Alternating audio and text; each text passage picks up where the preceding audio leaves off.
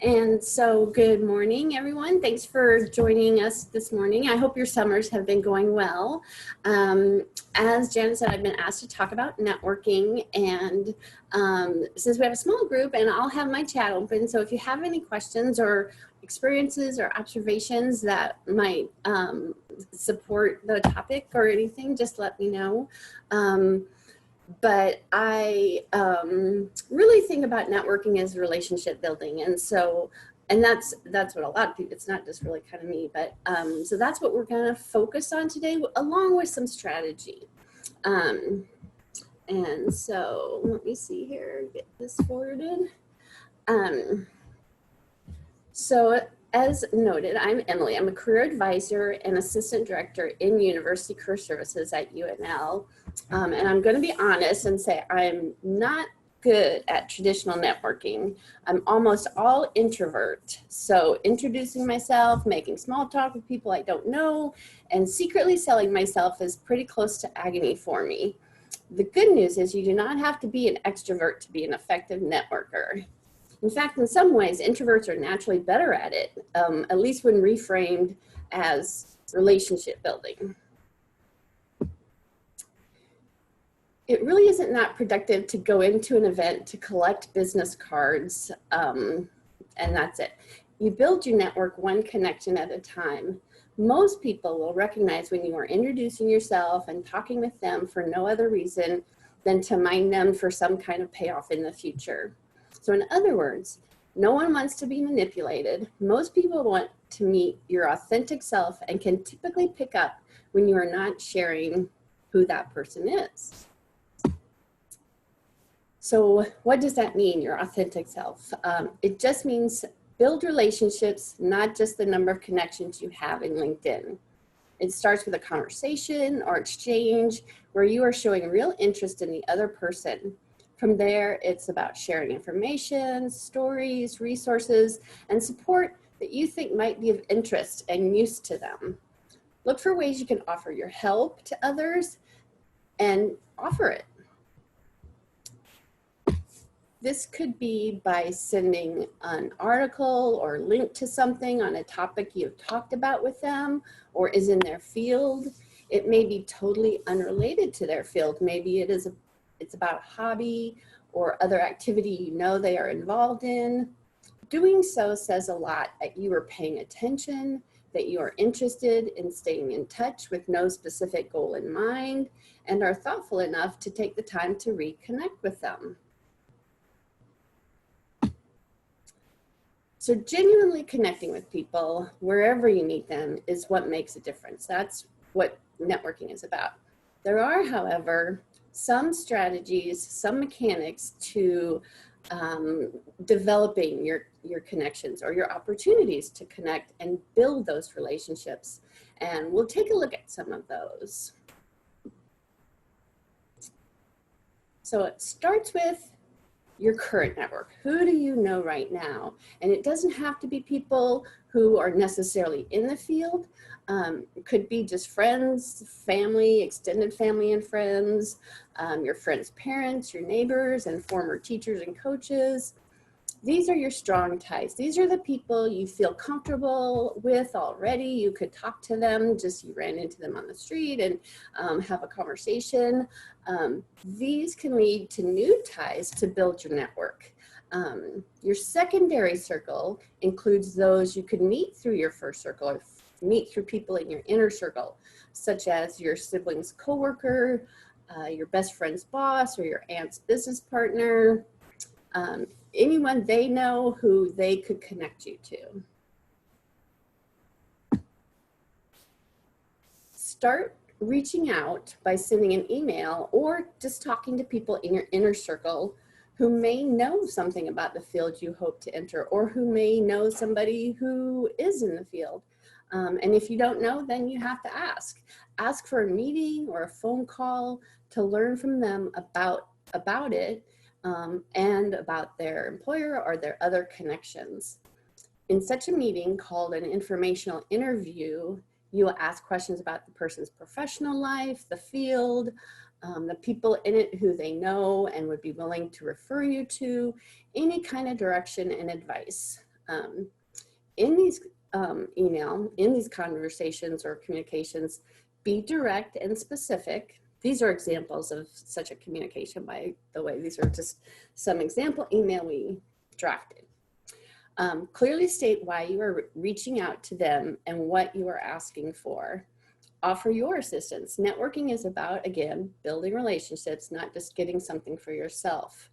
Recognize you are in others' networks and can be helpful to them. So you might, you know, have somebody reach out to you and be able to connect them. And that's about building relationships also. And as I said, these are some examples that might kind of help you get started. And this will be available later, I understand. Then reach out to your secondary connections or referrals. This is an example of an outreach email to such a person. Reference the shared contact in the first line, and you want to maintain control. In other words, you don't want to say, I hope to hear from you soon, or you know, leave it in their, give them the responsibility to follow up. If they reach out to you first, that's terrific, but you can state that you will follow up, and then that way you're not necessarily just waiting for them to respond. When reaching outside of your network, target experts. This is where a little bit more strategy comes into play. Your network should reflect your goals. So in other words, where do you want to be in the next few years? Or what more do you want to know about? Who are the subject experts you need to connect with? Reach out to successful professionals in the field to guide you. You might be able to identify these through LinkedIn, professional associations, or peers in your field, supervisors, and others who you already have connected with. You want to generate conversations or informational interviews to learn from them as much as connect with them. So you're really just looking for guidance and insight to get started. Networking is something that you want to do all the time, not just when you're looking for a job. And that's how you really benefit from the connections you make. You build opportunities. My cursor got lost. Okay, so as I said, when you're connecting with people outside your network in particular, you don't want to ask for a job or even necessarily a job lead. You want to gain insight into a field or the organization, build a relationship, and potentially gain an advocate inside the organization or in the field. Asking for a job or a job lead can make them feel pressured and leads to a short conversation. If they may want to help, but if they know that their organization or isn't hiring, or they don't know of a job lead, the question is easily answered with, you know, no, I don't know anything, but I'll let you know. And that's a short conversation that you don't want to have. Ask for information, ideas, suggestions, and referrals to others with relevant information. In his book, The 2-Hour Job Search, Steve Dalton suggests the Tiara method of developing questions for an informational interview. The idea being you focus your questions on trends, insights, assignments, resources, and advice in the field. These are some examples of Tiara questions, and the 2-Hour Job Search resource has other examples of email and how to build advocates. This is just one part of that approach, the informational interview approach and building advocates. Throughout your correspondence and interactions, you want to be considerate, you want to respect their time and be polite and positive to make it a pleasant experience for them. And again, you want to be authentic. Misleading somebody about interests or goals will only hurt you in the long run. And you want to, of course, be professional, personable but professional.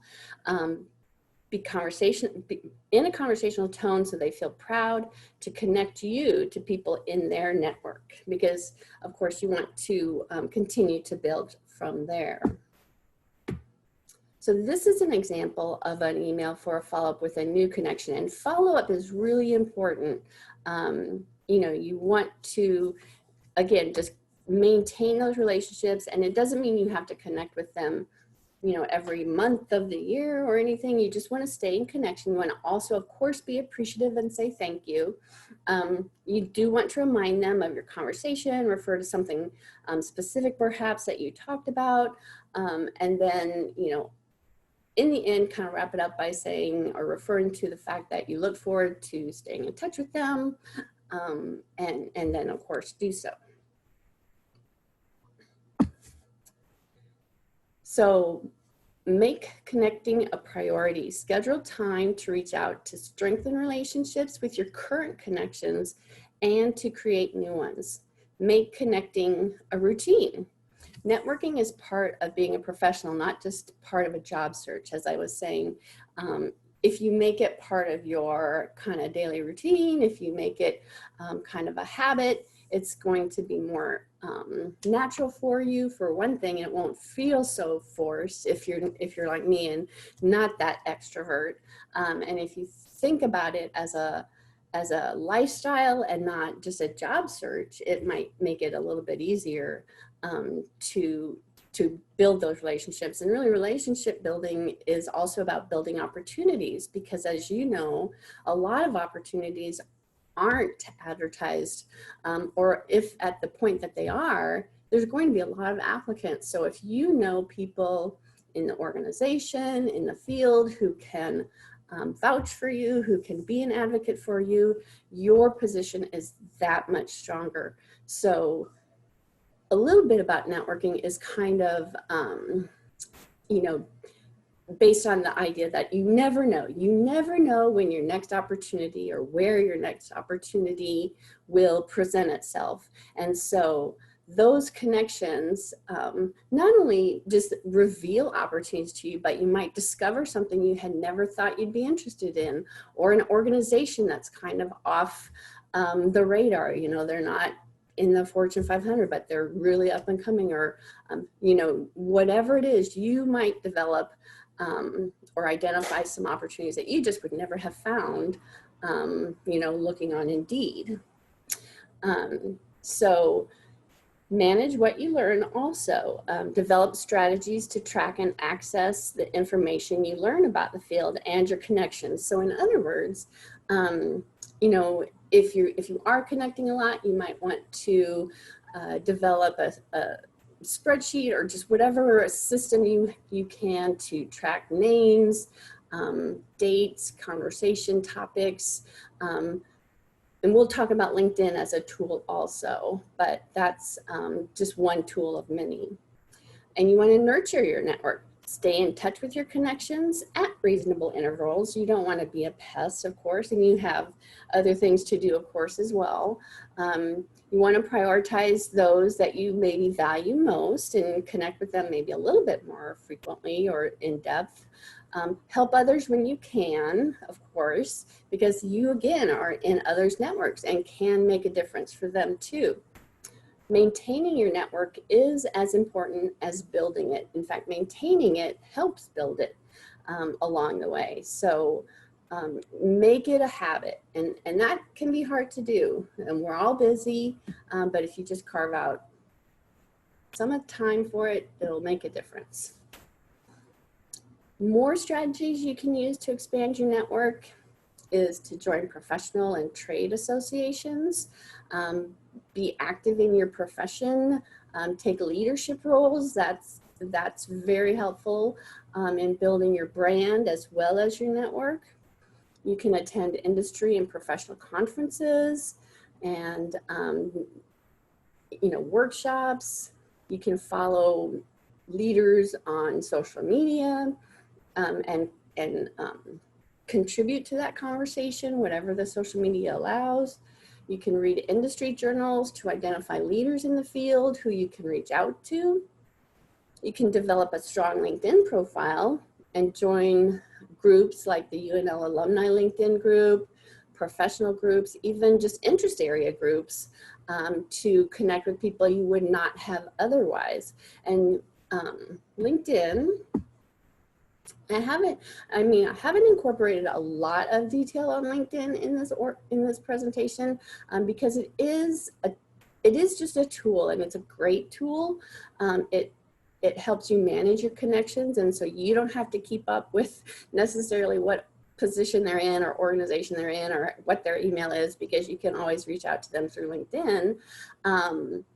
But it is just a tool. It still is about making and building relationships, but some of the strategies you can use in LinkedIn is to follow organizations of interest, and then when you do see a position or a person you want to connect with, they'll be able to see, oh, they've been, this person been following our organization for some time.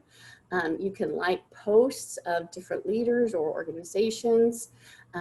You can use it as a platform just to stay connected and to learn about trends in the field, and that will be very valuable in your conversations.